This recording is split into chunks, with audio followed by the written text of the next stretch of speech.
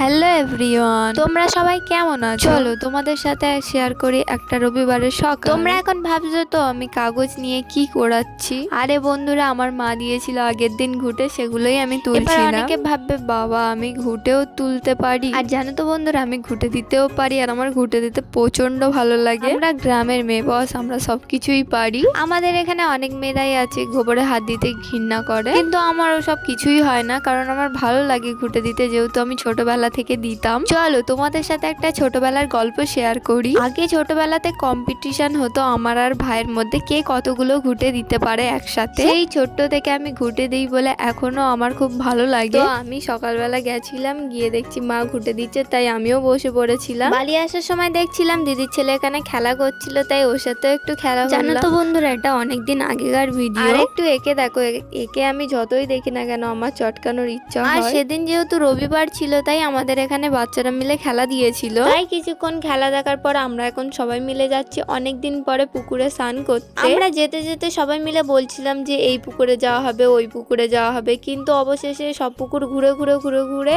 যেই পুকুরে আমরা প্রথম যাব বলেছিলাম সেই পুকুরেই স্নান করতে আসলাম। আর জানো তো বন্ধুরা, এই পুকুরে প্রচুর মাছ আছে, আর আমরা এখান থেকে অনেক মাছ ধরেছি। তোমরা কারা কারা পুকুরে স্নান করতে ভালোবাসো কমেন্টে অবশ্যই জানিও। আর এই দেখো আমরা কত বড় মাছ ধরেছি, এটা কি মাছ বলো তো? আর সেদিন যেহেতু রবিবার ছিল, তার জন্য বাড়িতে হয়েছিল খাসির মাংসের ঝোল। তারপর বিকালে একটু খেয়েছিলাম কেক আর কফি। কফিটা সত্যি অনেকটা দারুণ হয়েছিল খেতে। তারপর কাকিমা দিয়েছিল সিমুই। তারপর চলে গেছিলাম একটু ধাবাতে, গিয়ে খেয়েছিলাম পকোড়া। আর একে দেখো, এ তো আগে আমার কাছে সবসময় থাকতো, আর আমার তো এর সাথেই খেলা করতে খুব ভালো লাগে। আর এ দেখো পুরো একটা বাচ্চার মতো, আমার তো খুব ভালো লাগে, কারণ ও ছোট থেকে আমার কাছে আছে। কিন্তু এখন একটা দুঃখের কথা যে ও আর এখন আমার কাছে নেই, কারণ ও বাড়ি ছেড়ে চলে গেছে ওর গার্লফ্রেন্ডের বাড়িতে। ভিডিওটা কেমন লাগলো কমেন্ট করে জানাও। দেখা হবে পরের কোনো ভিডিওতে, ততক্ষণের জন্য বাই।